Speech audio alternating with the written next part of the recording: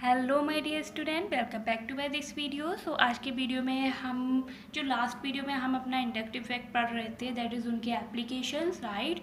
सो हम उसी को आगे कैरी ऑन करेंगे। सो हम स्टेबिलिटी पढ़ रहे थे इंटरमीडिएट्स की, राइट। सो लास्ट वीडियो में हमने जान लिया था इंटरमीडिएट्स क्या होते हैं, ओके। सो पहला इंटरमीडिएट दैट इज़ कार्बोकैटाइन को हमने समझ लिया था, एंड उसमें ये भी जान लिया था किस तरीके से इंडक्टिव फैक्ट हेल्प करता है हमें उनकी स्टेबिलिटी को समझने के लिए। सो नाउ आगे बढ़ते हैं और हम समझते हैं किसके बारे में, कार्बो एनाइन के बारे में, ओके। सो कार्बोकैटाइन हमारे क्या थे, जिन पे कार्बन पे पॉजिटिव चार्ज हो, राइट। सिमिलरली कार्बोकैटाइन हमारे क्या होंगे, जिनके पास कार्बन पे क्या होगा, निगेटिव चार्ज होगा। तो चलिए सबसे पहले हम जानते हैं कि कार्बो एराइन में बैलेंस सेल में कितने इलेक्ट्रॉन्स होते हैं, ओके। सो बैलेंस इलेक्ट्रॉन होते हैं 8। कैसे, यू कैन सी हियर, जो आपको मैंने इस तरीके से ये दिखाया, ये आपका क्या है, लोन पेयर, ठीक है। ये आपके क्या है, लोन पेयर, जिसको कि हम यहाँ पे एज अ नेगेटिव भी शो कर रहे हैं, ठीक है। सो यहाँ पे आप अगर 3 हाइड्रोजन्स लगा दें, ठीक है, तो आप देखेंगे ये क्या है, 3 bond pair of electron, that is कि यहाँ पे एक बॉन्ड में कितने इलेक्ट्रॉन होंगे, 2, तो 6 ये हो गए, एंड एक हमारा lone pair of electron, okay. अब आप सोचोगे मैंने ये इस तरीके से क्या बनाया है, तो ये जस्ट एक वे है लोन पेयर को शो करने का, और कुछ भी नहीं, ओके। उसके बाद में हाइब्रिडाइजेशन हमारा होता है sp3, ओके। एंड इसकी ज्योमेट्री क्या आएगी, अगर ये इसका हाइब्रिडाइजेशन sp3 है, आप पहले से ही जानते हो, टेट्राहेड्रल, ठीक है, जैसे मीथेन में था। एंड नाउ अगर मैं इसकी शेप की बात करूँ तो कैसी मिल रही है हमें, पिरामिडल, कैसे, लाइक इट्स, आपको अगर मैं यहाँ पे इसको हटा दूँ तो ये आपको कैसे लग रहा है, एक पिरामिडल की तरह, ठीक है। सो इसकी शेप कैसी है, पिरामिडल, एंड नेचर भी कैसा होगा, इलेक्ट्रोनिगेटिव, बिकॉज इस पर क्या है, निगेटिव चार्ज है। एंड ये नेचर में मैग्नेटिक नेचर कैसा होता है इसका, ये होता है डायमैग्नेटिक इन नेचर, जैसे कि मैंने आपको बताया था लास्ट वीडियो में भी। अगर किसी स्पीसीज़ के पास में कैसा है, अनपेयर्ड इलेक्ट्रॉन है, तो वो पैरामैग्नेटिक होता है नेचर में। वही अगर सारे इलेक्ट्रॉन पेयर्ड हैं तो वो डायमैग्नेटिक होता है। तो आप देख रहे हो ये दोनों इलेक्ट्रॉन क्या है, पेयर्ड हैं, यहाँ पे कोई भी अनपेयर्ड इलेक्ट्रॉन नहीं है। अगर ऐसा होता कि अगर इसी ऑर्बिटल में जो इसकी पी ऑर्बिटल है उस पर सिर्फ एक इलेक्ट्रॉन इस तरीके से प्रेजेंट होता, तो आप बोलते वो पैरामैग्नेटिक है नेचर में, ओके। बट यहाँ पे हमारे पास 2 है, ठीक है, पेयर्ड है। सो यहाँ पे इसका नेचर कैसा होगा, magnetic nature, diamagnetic in nature, okay. And यहाँ पर ये स्पीसीज कैसी है, electron rich, okay. That is electron rich कैसे है, क्योंकि इसके पास हमारे पास इलेक्ट्रॉन है, ये एक्स्ट्रा इलेक्ट्रॉन, ठीक है, negative charge. So number of electron ज़्यादा हैं, इसीलिए इलेक्ट्रॉन रिच है। वही कार्बोकैटाइन में इलेक्ट्रॉन क्या हो गए थे, कम हो गए थे, ठीक है। सो यहाँ पे क्या था, इलेक्ट्रॉन डिफिशिएंट स्पीसीज। एंड जो इलेक्ट्रॉन रिच स्पीसीज होती हैं उनको हम केमिस्ट्री में एक स्पेसिफिक वर्ड से जानते हैं, दैट इज़ न्यूक्लियोफिलिक, ठीक है। न्यूक्लियोफिलिक मीन्स क्या होता है, चलिए मैं थोड़ा बता देती हूँ। न्यूक्लियोफिलिक मीन्स होता है nucleon something related to positive, okay.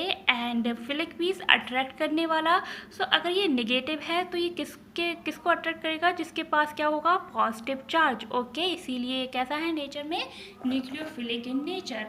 And Lewis acid and base concept शायद मैंने आपको लास्ट वीडियो में भी समझाया था। तो लुईस एसिड क्या होते हैं, जो इलेक्ट्रॉन को एक्सेप्ट करते हैं, एंड लुईस बेस कौन होते हैं, जो इलेक्ट्रॉन को देते हैं। तो यहाँ पे कार्बोकैटाइन में क्या था, इलेक्ट्रॉन की डिफिशियंसी थी, तो ये इलेक्ट्रॉन को क्या करेगा, लेगा। सो ये कैसे बिहेव करता है, लुईस एसिड की तरह। वही ये क्या करेगा, इलेक्ट्रॉन देगा, ठीक है, क्योंकि इसके पास अच्छे खासे इलेक्ट्रॉन है, इलेक्ट्रॉन रिच है नेचर में। सो ये लुईस बेस की तरह काम करेगा।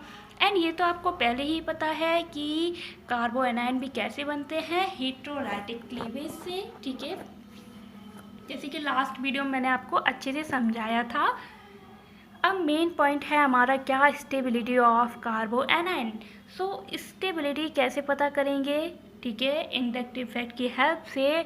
तो मैंने आपको बताया था कि जो नेगेटिव इंडक्टिव फैक्ट ग्रुप लगाते हैं उनको हम और क्या बोल सकते हैं, electron withdrawing group, that is electron को लेने वाले, ठीक है। जब अपने ऊपर इलेक्ट्रॉन ले लेंगे, ज़्यादा हो जाएंगे तो वो क्या शो करेंगे, माइनस इंडक्टिव इफेक्ट। वही इलेक्ट्रॉन डोनेटिंग ग्रुप जब कोई दे देता है तो उसके ऊपर कैसा आता है, पॉजिटिव चार्ज। आप ऐसे याद रख सकते हो, तो वो क्या शो करते हैं, पॉजिटिव इंडक्टिव इफेक्ट। तो कार्बोकैटायन की स्टेबिलिटी डायरेक्टली प्रोपोर्शनल होती है किससे, माइनस इंडक्टिव इफेक्ट के ऊपर, एंड इनवर्सली प्रोपोर्शनल होती है प्लस इंडक्टिव इफेक्ट के ऊपर। दैट इज कि कार्बोकैटायन की स्टेबिलिटी कब बढ़ेगी, जब उसके पास कौन से ग्रुप लगे होंगे, इलेक्ट्रॉन विथड्रॉइंग ग्रुप और माइनस आई इफेक्ट वाले, ठीक है। एंड वही अगर प्लस आई वाले ग्रुप लगे हुए हैं तो कार्बो एनायन की स्टेबिलिटी क्या होगी, कम होगी, ठीक है।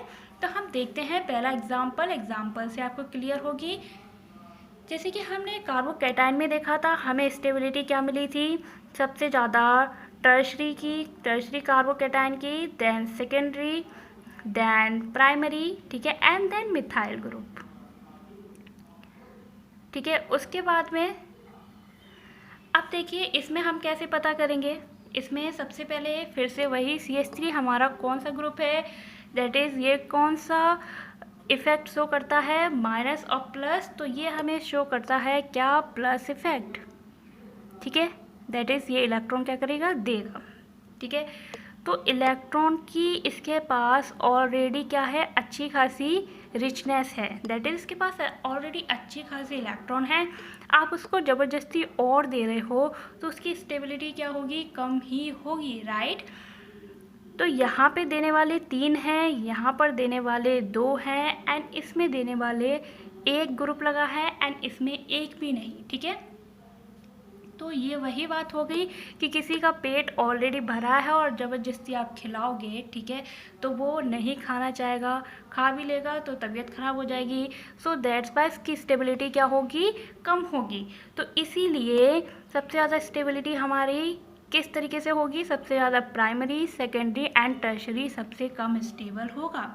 ओके, चलिए आगे बढ़ते हैं। NO2 ग्रुप, NO2 ग्रुप हमारा कैसा ग्रुप है, ये माइनस आई शो करता है या प्लस आई, तो मैं आपको बता दूं ये हमारा माइनस आई शो करता है, ओके। एंड वन थिंग जो मैंने यहाँ पे मिस कर दी है, मैंने देखो यहाँ पे हाइड्रोजन्स को शो नहीं किया, आप समझ लेंगे, ठीक है। तो यहाँ पे सभी पे हाइड्रोजन होगा, बट यहाँ पे कार्बो एनाइन तो दिखाना ही पड़ेगा, सो मैंने लगाया नेगेटिव चार्ज तीनों पे, ओके। सो माइनस आई वाले ग्रुप क्या करते हैं, कार्बो एनाइन को और स्टेबल बनाते हैं, ठीक है। तो देखा आपने डायरेक्टली प्रोपोर्शनल थे, बट यहाँ पे सभी पे तो क्या लगा है, NO2 ही लगा है, ठीक है। एंड इनका नंबर भी क्या है, बराबर है, दैट इज़ 1 1 1। फिर यहाँ पर क्या चीज़ फॉलो होने वाली है, कैसे हम पता करेंगे कौन सा कार्बोकैटायन ज़्यादा स्टेबल है। तो यहाँ पे आपको एक पॉइंट ध्यान रखना है, which is what, inductive effect is inversely proportional to distance. मैंने आपको स्टार्टिंग की वीडियो में बताया भी था, जैसे जैसे डिस्टेंस बढ़ता है इंडक्टिव इफेक्ट हमारा क्या होता है, कम होता है, ठीक है। तो जो ग्रुप माइनस आई क्या करता है, पहले तो स्टेबिलिटी देता है कार्बो एनाइन को, तो जिसमें माइनस आई वाला ग्रुप सबसे पास में होगा कार्बो एनाइन के नेगेटिव चार्ज के, उतना ही क्या करेगा, उसको स्टेबिलिटी देगा। तो इसमें कार्बो एनाइन के जस्ट पास वाले कार्बन पे NO2 है, इसमें सेकेंड, ठीक है, इसके जस्ट जो सेकेंड नंबर पे है, अगर इसको मैं 1 मानूँ इसको 2, ठीक है, और यहाँ पे 1 2 एंड थर्ड वाले पे है, राइट। सो सबसे ज़्यादा स्टेबिलिटी हमारी किसकी होगी, इसकी, देन इसकी, एंड लास्ट हमारा स्टेबल क्या होगा, ये होगा, ठीक है। उसके बाद में आगे बढ़ते हैं। अब देखिए ये आपने जो फर्स्ट एग्जांपल किया कुछ उससे ही रिलेटेड है, ठीक है। तो देखिए यहाँ पे Cl ग्रुप लगा है, तो सबसे पहले हमें याद करना पड़ेगा कि Cl ग्रुप हमारा कौन सा इफेक्ट शो करता है, दैट इज़ माइनस आई और प्लस आई, ठीक है। तो मैं आपको बता दूँ ये हमारा फिर से माइनस आई शो करता है, ठीक है, माइनस आई शो करता है, तो दैट इज़ ये कार्बो एनाइन को स्टेबिलिटी तो देगा, बट इनमें से कौन सा सबसे ज़्यादा स्टेबल होगा। तो अब आप यहाँ पे देखो, यहाँ पे क्या थे, सारे प्लस वाले थे, तो जितने ज़्यादा प्लस वाले इसकी स्टेबिलिटी उतनी ही कम, इन्वर्सली प्रोपोर्शनल था। अब इसमें इसके जस्ट अपोजिट है, दैट इज़ कि जितने ज़्यादा माइनस आई वाले उतनी ज़्यादा स्टेबिलिटी क्या होगी, ज़्यादा होगी। क्योंकि कार्बो एनायन की stability is directly proportional to minus I group, ठीक है। सो यहाँ पे माइनस आई वाले 3 हैं, यहाँ पे 2 है एंड यहाँ पे ओनली 1 है, ठीक है। तो सबसे ज़्यादा स्टेबल होगा हमारा ये, देन ये एंड लास्ट स्टेबिलिटी किसकी होगी, ये, ठीक है। तो आई थिंक आपको क्लियर हुआ होगा। आगे बढ़ते हैं, नेक्स्ट इंटरमीडिएट है हमारा क्या, carbon free radical. Carbon free radical क्या होते हैं कार्बन फ्री रेडिकल, चलिए देखते हैं। मैं आपको थोड़ा इससे रिलेट कराती हूँ। जैसे इसमें हमारे पास कार्बन के पास क्या थे, 2 इलेक्ट्रॉन थे और पेयर्ड थे, राइट। यहाँ पे हमारे पास कार्बन के पास सिर्फ 1 इलेक्ट्रॉन होता है, जिसको कि हम डॉट से शो करते हैं एंड इसको ही क्या बोलते हैं, कार्बन फ्री रेडिकल, ठीक है। सो देखिए किस तरीके से पता करते हैं फिर से। यहाँ पे बैलेंस शेल इलेक्ट्रॉन हमारे कितने हैं, 7, 2 यहाँ पर होंगे, 2 यहाँ पर, एक बॉन्ड में 2 इलेक्ट्रॉन होते तो 6 तो ये हो गए एंड ये हमारा ओनली 1 इलेक्ट्रॉन है, ठीक है। तो यहाँ पे हमारे टोटल कितने हुए, 7 इलेक्ट्रॉन। हाइब्रिडाइजेशन हमारा क्या होगा, sp2 होता है एंड ज्योमेट्री क्या आएगी इसकी, ट्राइगोनल प्लेनर। जैसे कि आप देख भी रहे होंगे ये क्या है, एक ट्राइंगल जैसा बनना है और सभी एक ही प्लेन में है, ठीक है। तो ट्राइगोनल प्लेनर एंड इसकी जो इलेक्ट्रिकली ये कैसा होता है, नेचर में न्यूट्रल होता है। जैसे कार्बोकेटन क्या था, पॉजिटिव था, कार्बो एनएन क्या था, नेचर में इलेक्ट्रोनेगेटिव था एंड ये हमारा क्या होता है, न्यूट्रल होता है, ठीक है। दैट इज कोई चार्ज नहीं। Paramagnetic due to unpaired electron. अब जैसे मैंने आपको बताया था इससे पहले, वही चीज़ अब आपको यहाँ पे क्लियर हो गई होगी, क्योंकि यहाँ पे एक अनपेयर्ड इलेक्ट्रॉन है, इसके साथ वाला कोई नहीं है जो इससे पेयर्ड हो जाए। दैट्स वाई ये नेचर में कैसा होगा, पैरामैग्नेटिक, ठीक है। एंड ये स्पीसीज कैसी होती है, इलेक्ट्रॉन डेफिशिएंट ही होती है, क्योंकि इसका जो ऑक्टेट है वो कैसा होता है, इनकम्प्लीट होता है। दैट इज आपको पहले से ही पता होगा ऑक्टेट रूल के बारे में। किसी भी स्पीसीज के बैलेंस सेल में कितने इलेक्ट्रॉन हो, 8, तो हम उसको बोलते हैं क्या, स्टेबल, ठीक है। तो यहाँ पे इनकम्प्लीट है ऑक्टेट, तो ये क्या है, इलेक्ट्रॉन डेफिशिएंट स्पीसीज है। एंड इलेक्ट्रॉन डेफिशिएंट स्पीसीज को हम लोग क्या कहते हैं, इलेक्ट्रोफाइल, राइट। जैसे कि अभी मैंने आपको क्या बताया था, इलेक्ट्रॉन रिच को क्या कहते हैं, न्यूक्लियोफाइल, राइट। एंड ये हमारे क्या होंगे, लुईस एसिड होंगे क्या, ठीक है। तो नहीं, ये हमारे लुईस एसिड नहीं होंगे, क्योंकि लुईस एसिड होने के लिए क्या होना चाहिए, एक नेगेटिव चार्ज होना चाहिए। दैट इज़ इस तरीके से पेयर्ड इलेक्ट्रॉन होने चाहिए। यहाँ पे हमारे पास क्या है, सिर्फ 1 इलेक्ट्रॉन है, तो ये हमारे एज अ लुईस एसिड काम नहीं कर सकते हैं, क्योंकि ये हमने पहले ही बोला इलेक्ट्रॉन डेफिशिएंट होते हैं, ठीक है। एंड लुईस एसिड क्या होते हैं, जो इलेक्ट्रॉन लोन पेयर को क्या करें, एक्सेप्ट करें, ठीक है।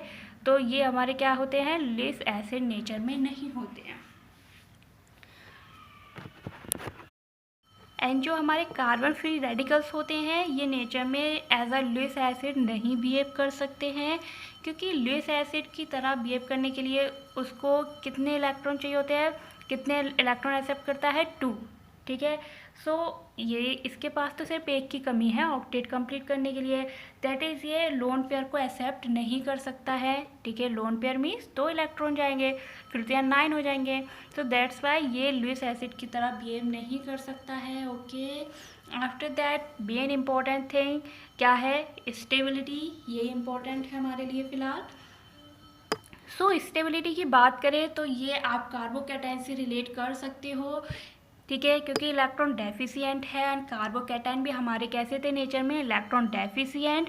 सो जो कार्बोकैटायन है उनकी स्टेबिलिटी डायरेक्टली प्रोपोर्शनल होती है किसके, प्लस आई के, एंड इन्वर्सली प्रोपोर्शनल होती है माइनस आई ग्रुप के, ठीक है। क्योंकि किसी के पास इलेक्ट्रॉन की डिफिशियंसी है तो उसको जितने ज़्यादा लोग देने वाले होंगे, कोई भूखा है उनको जितने ज़्यादा लोग खाने को देंगे वो उतने ही ज़्यादा क्या हो जाएंगे, स्टेबल हो जाएंगे, दैट इज उनके भूख मर जाएगी ज़्यादा से ज़्यादा, ठीक है। सो यहाँ पे CH3, अब तो याद भी हो गया आपको, हो गया होगा आई थिंक, कि CH3 हमारा क्या होता है, प्लस आई शो करता है। सो यहाँ पे प्लस आई शो करने वाले कितने ग्रुप हैं, 3, यहाँ पे 2 एंड यहाँ पे 1 एंड यहाँ पर एक भी नहीं। सो जितने ज़्यादा प्लस आई होंगे उतनी ही ज़्यादा स्टेबिलिटी होगी। दैट्स वाई यहाँ पर भी स्टेबिलिटी कार्बोकैटायन की तरह ही होती है, ठीक है, tertiary, secondary, primary and then methyl, ठीक है। एंड आफ्टर दैट यहाँ पर अगर मैं पूछूं तो आपने जैसे कार्बोकैटायन में किया था, आप आसानी से बता पाएंगे ये वाला जो कार्बन है वो हमारा क्या है, ठीक है। तो ये वाला कार्बन हमारा, यहाँ पे एक कार्बन होगा, एक यहाँ पर होगा। सो ये वाला कार्बन किसी एक कार्बन से जुड़ा है, दैट इज़ ये हमारा प्राइमरी है, एंड ये अदर 2 से जुड़ा है तो ये सेकेंडरी, एंड ये वाला जो कार्बन है वो 1, 2 एंड 3 से जुड़ा है तो टर्शरी। नाउ आप जानते हैं टर्शरी सबसे ज़्यादा stable, then secondary, then primary. So stability order is this, ठीक है। एंड जो आपकी फ्री रेडिकल्स होते हैं वो कैसे बनते हैं, होमोलाइटिकल क्लीवेज से, ठीक है, जैसे कि मैंने आपको पहले ही बताया था। जैसे कार्बन कार्बन के बीच में बॉन्ड होगा, ठीक है, तो ये क्या करेगा, एक इलेक्ट्रॉन ये ले ले, एक बॉन्ड में 2 इलेक्ट्रॉन होते हैं और एक ये ले ले, तो इसके पास क्या है, एक इलेक्ट्रॉन को हम ऐसे शो करते हैं। सो वही आपने यहाँ पे देखा, ठीक है। तो ये थी आपके कार्बन के फ्री रेडिकल्स की बात, आई थिंक आपको क्लियर हुई होगी। अब नेक्स्ट वीडियो में हम रेजोनेंस पढ़ेंगे, ठीक है, क्योंकि इसमें अगर पढ़ा तो वीडियो ज़्यादा लंबी हो जाएगी। एंड आई थिंक आपको सारा समझ में आया होगा जितना पढ़ा। अगर कोई भी प्रॉब्लम है तो आप मुझसे पूछ सकते हैं। Thank you so much for watching.